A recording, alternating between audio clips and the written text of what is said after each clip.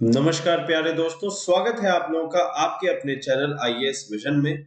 और आज हम लोग बहुत ही इम्पोर्टेंट बात करने वाले हैं रिगार्डिंग आर्टिकल 32।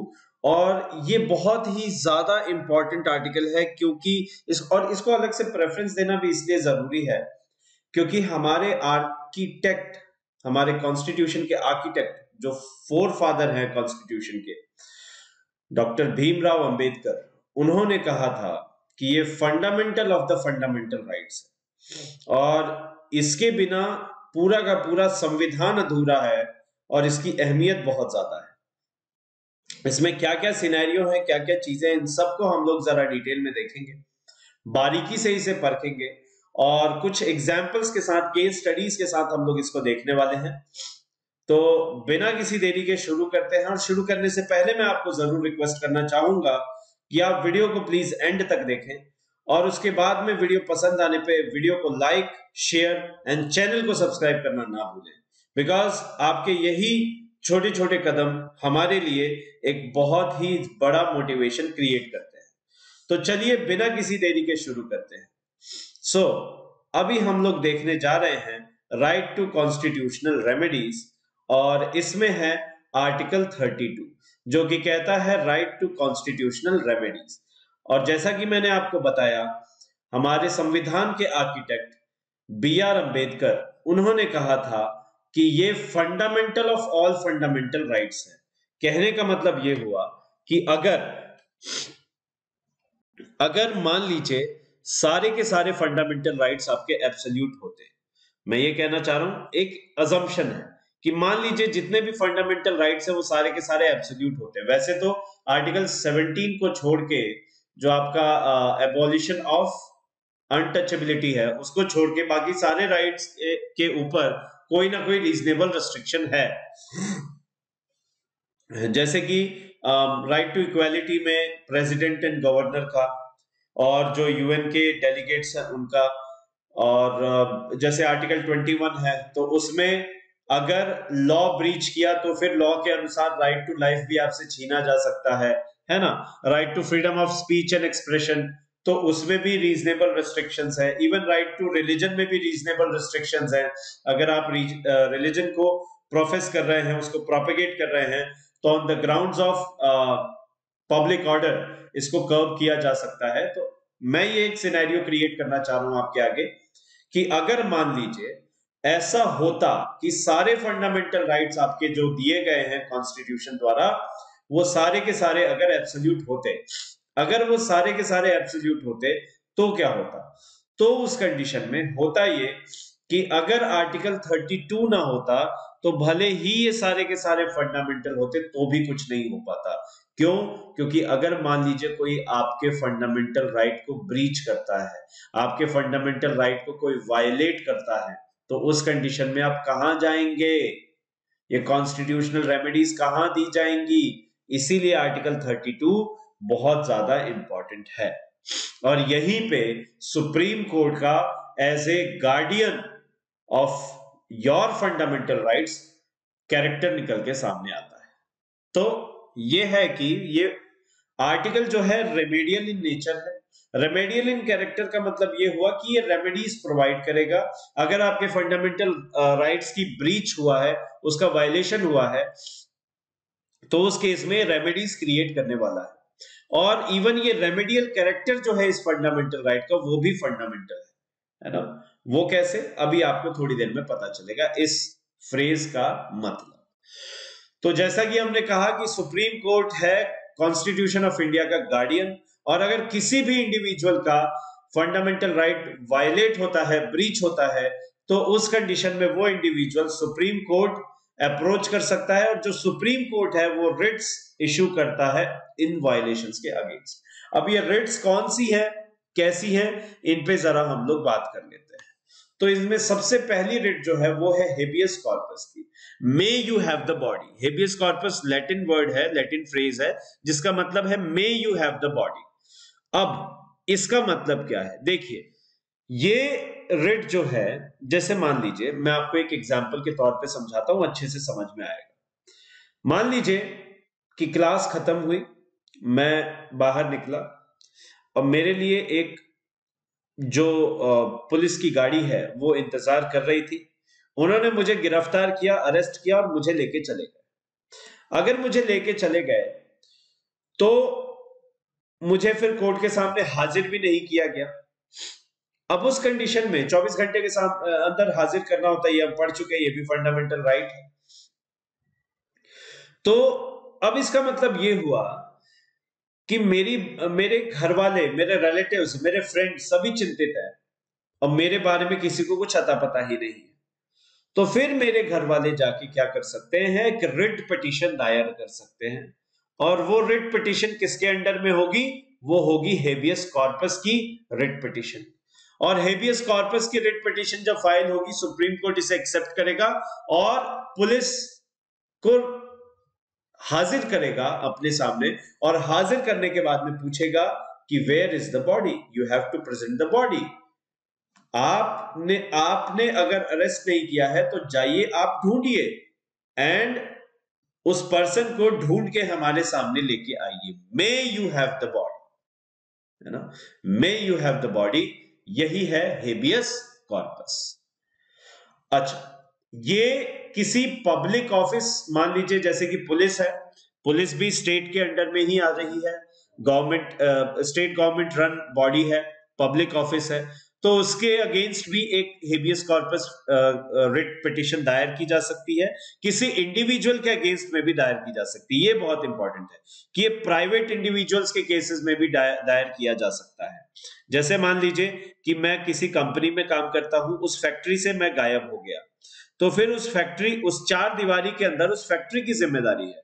तो अब हेबियस कॉर्पस जो रिट पिटीशन दायर होगी वो किसके अगेंस्ट होगी? उस इंडिविजुअल फैक्ट्री के अगेंस्ट होगी, उस प्राइवेट फैक्ट्री के अगेंस्ट होगी। तो इसका मतलब ये हुआ कि रिट पिटीशन जो हेबियस कॉर्पस की है, ये सिर्फ और सिर्फ local public authorities, public offices के अगेंस्ट नहीं, इंडिविजुअल्स के अगेंस्ट भी दाखिल की जा सकती है, दायर की जा सकती है। नेक्स्ट है concept of locus standard does not apply. अब ये लोकस स्टैंडर्ड क्या है, इसको जरा समझ लेते हैं। देखिए, लोकस स्टैंडर्ड का मतलब है कि जिसके साथ हुआ वही आगे आए। लोकस मींस जिसके साथ हुआ, स्टैंडर्ड वही जाके इसको दायर करे।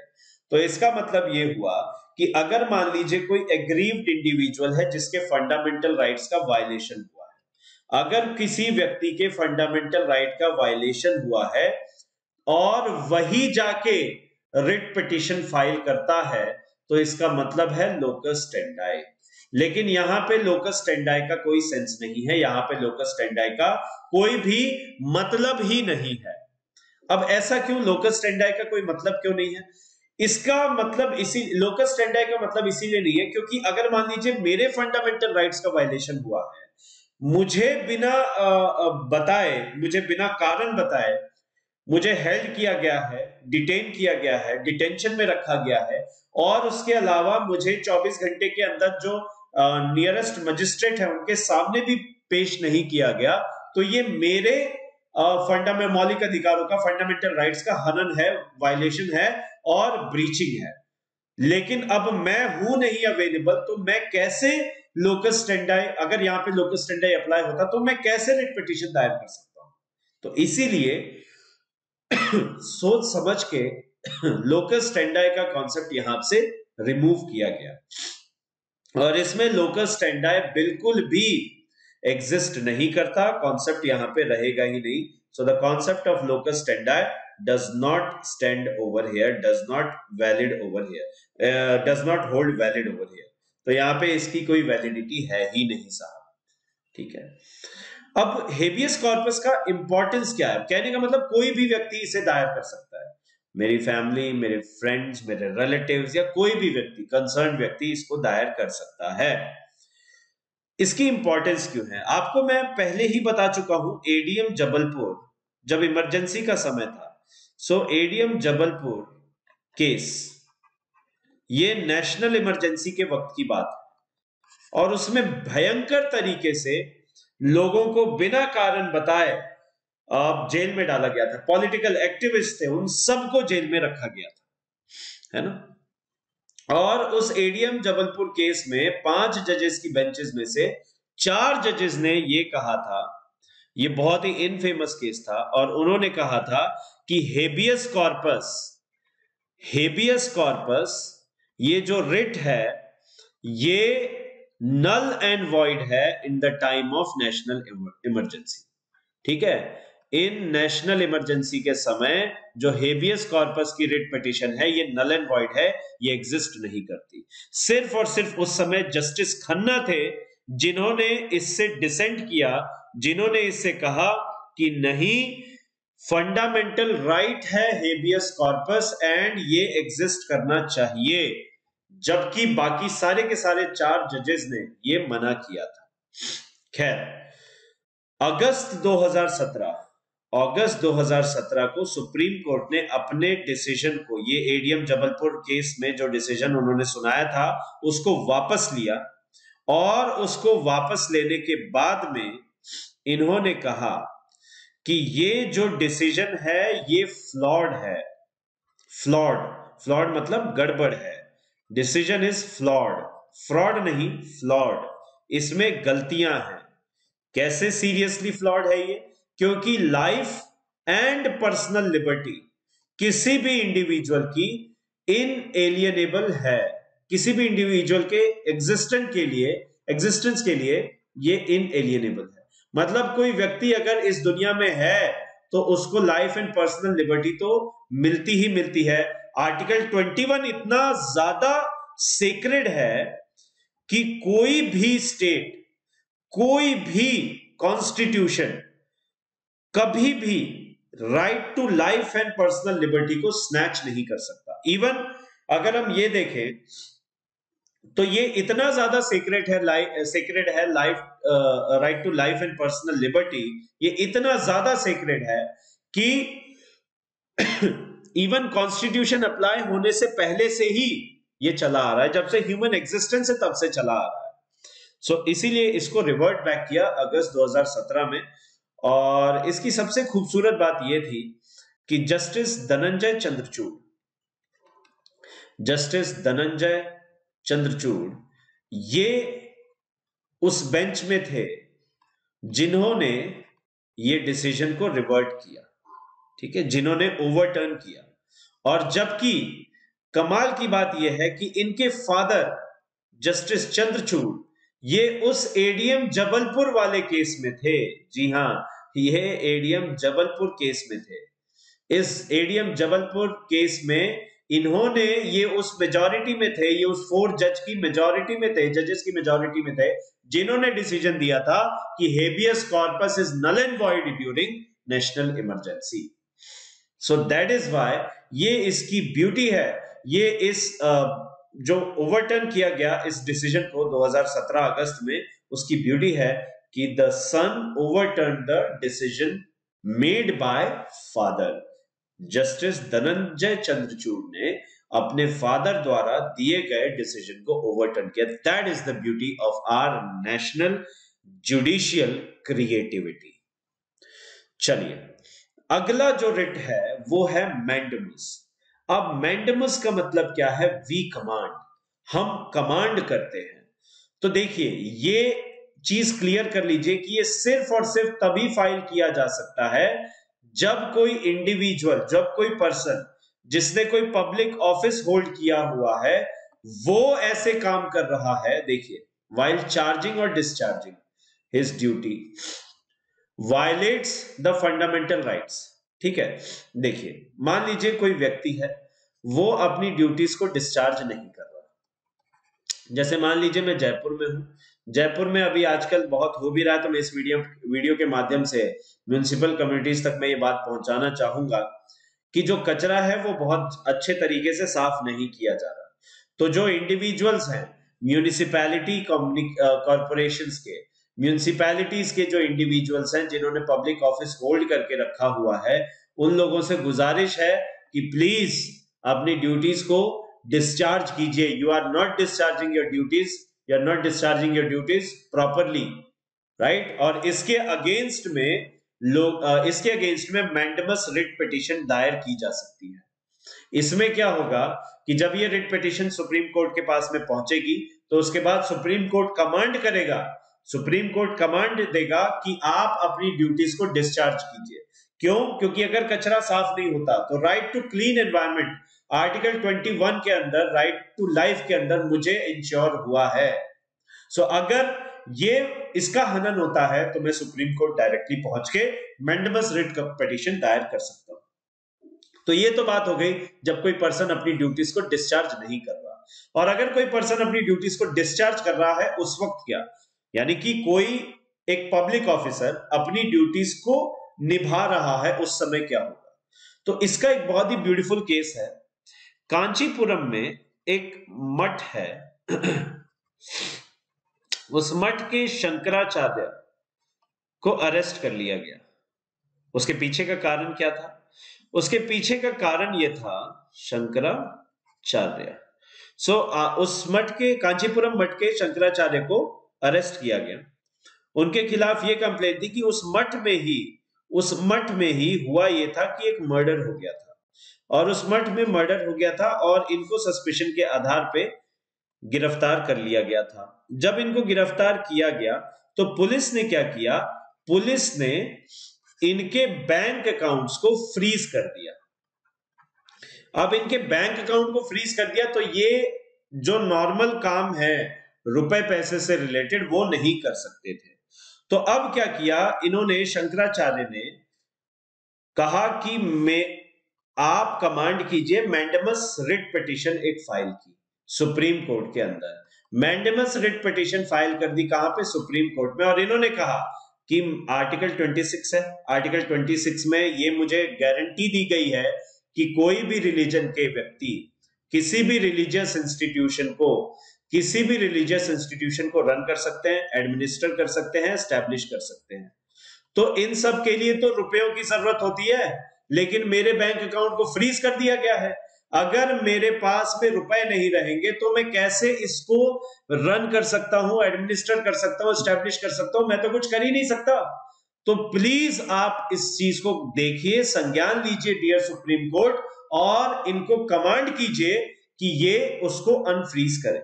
सुप्रीम कोर्ट ने इसको एक्सेप्ट किया। सुप्रीम कोर्ट ने बुलाया पुलिस को, पूछा कि क्या आपको यह अधिकार है कि आप किसी का भी बैंक अकाउंट फ्रीज कर सकते हैं? पुलिस ने कहा जी हां। सुप्रीम कोर्ट ने कहा हमें भी पता है कि हो सकता है, लेकिन एक क्रिमिनल प्रोसीजर कोड होता है, क्रिमिनल प्रोसीजर कोड है। उस क्रिमिनल प्रोसीजर कोड के अनुसार आप बैंक अकाउंट को फ्रीज कर सकते हैं, लेकिन उसकी दो ही कंडीशन है।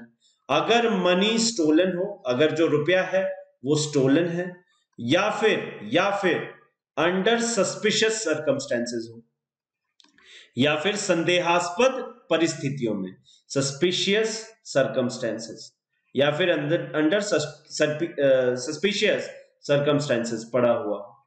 लेकिन यहां तो दोनों नहीं है। आपने अपनी इन्वेस्टिगेशन के दौरान कहीं भी ये प्रूफ नहीं किया कि ये रुपया जो है वो स्टोलन है, कहीं भी आपने ये प्रूव नहीं किया कि ये सस्पिशियस सर्कमस्टेंसेस में। तो आपने अपनी ड्यूटीज डिस्चार्ज की, और उस डिस्चार्ज ऑफ ड्यूटीज के दौरान आपने शंकराचार्य का जो फंडामेंटल राइट है, आर्टिकल 26 उन्हें गारंटी करता है, वो आपने वायलेट किया।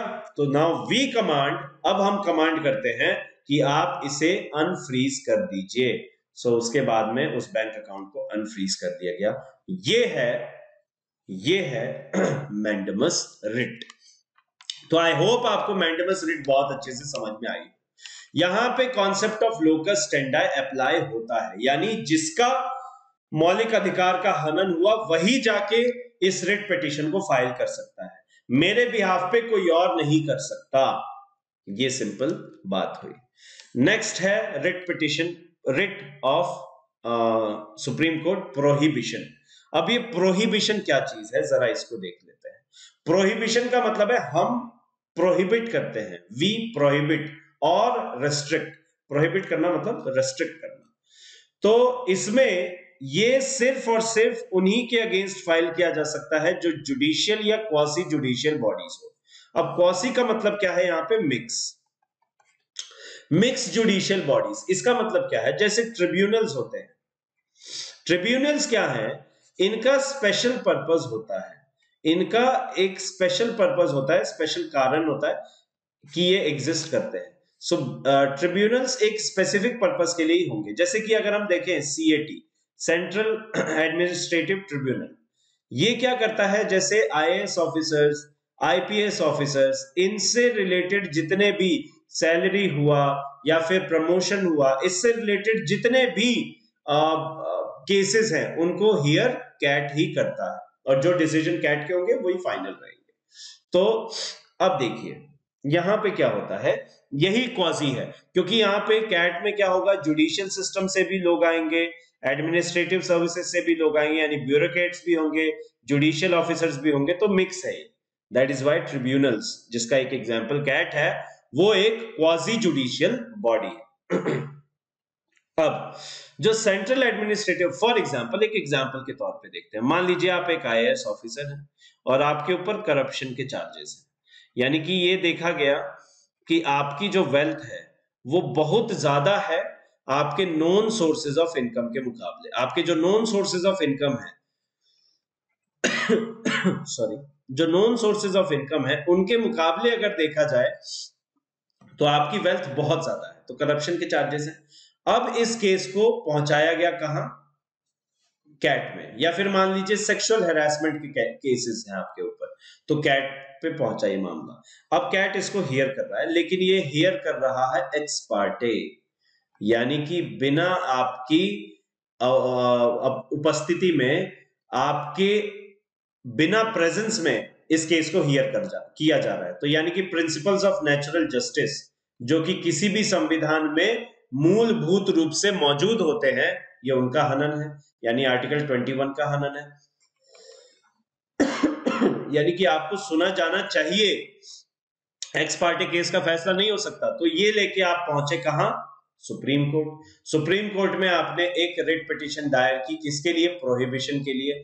अब वहां पे ये होगा कि अगर सुप्रीम कोर्ट में ये आपने प्रूव कर दिया कि ऐसा हो रहा है, तो क्या होगा, सुप्रीम कोर्ट करेगा prohibit.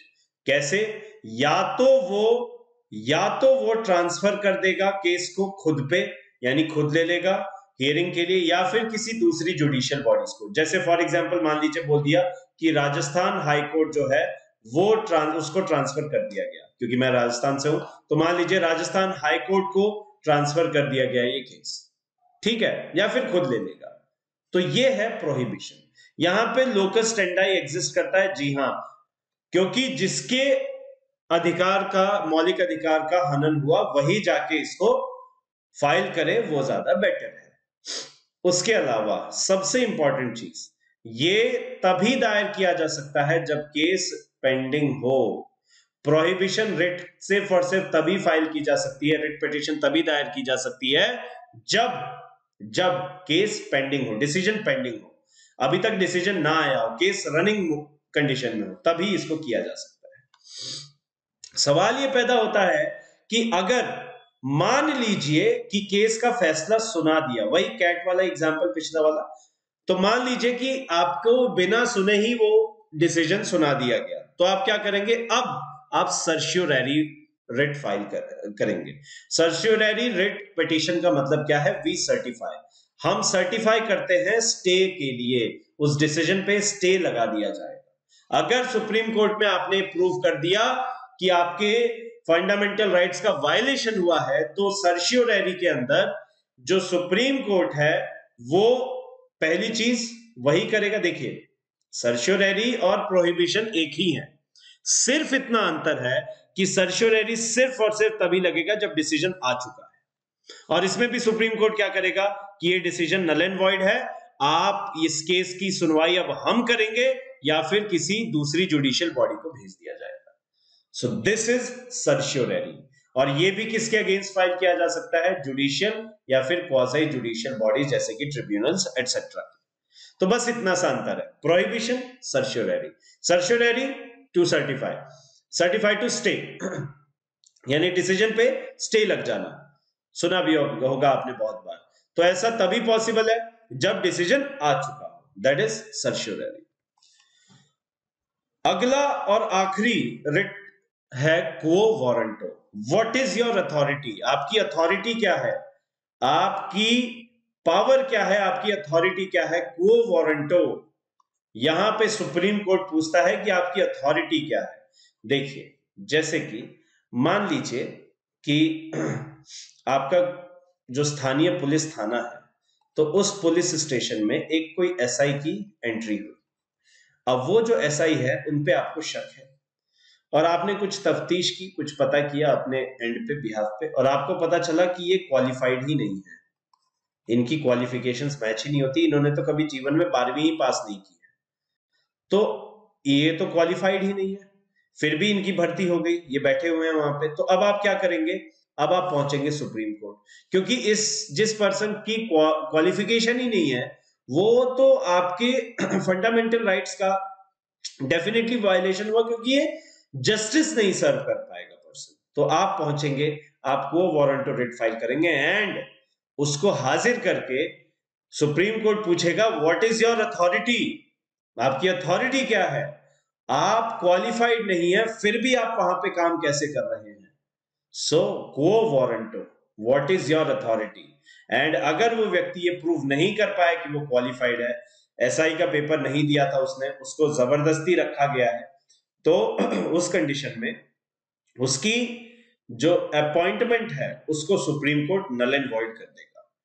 That is quo warranto. और इसमें जरूरी नहीं है कि मुझे ऐसा लगता है तो मैं ही रिट पिटीशन दायर करूं, कोई और भी कर सकता है, यानी कि कॉन्सेप्ट ऑफ लोकस स्टेंडाई यहां पे अप्लाई नहीं होगा, हरगिज भी अप्लाई नहीं होने वाला। तो सुप्रीम कोर्ट कैंसिल कर सकता है ऐसे लोगों की ये कह सकते हैं आप अपॉइंटमेंट को इन पब्लिक ऑफिसेस में।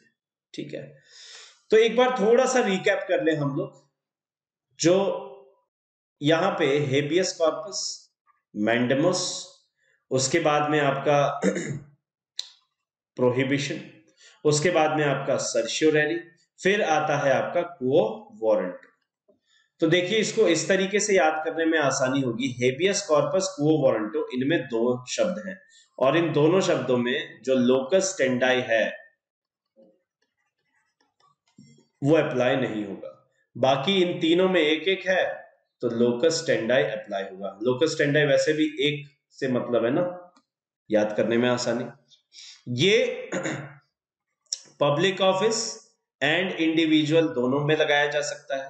ये सिर्फ और सिर्फ पब्लिक ऑफिसर्स के लिए, ये आपकी judicial and quasi judicial bodies के लिए, ये तभी जब केस पेंडिंग हो, और ये तभी जब केस पेंडिंग ना हो, उसका डिसीजन अनाउंस हो चुका हो, डिसीजन गिवन। देखिए कितना जबरदस्त है, एक बार में छोटे से कॉन्सेप्ट से, छोटे से तरीके से आप इसको एकदम अच्छे से याद कर सकते हैं।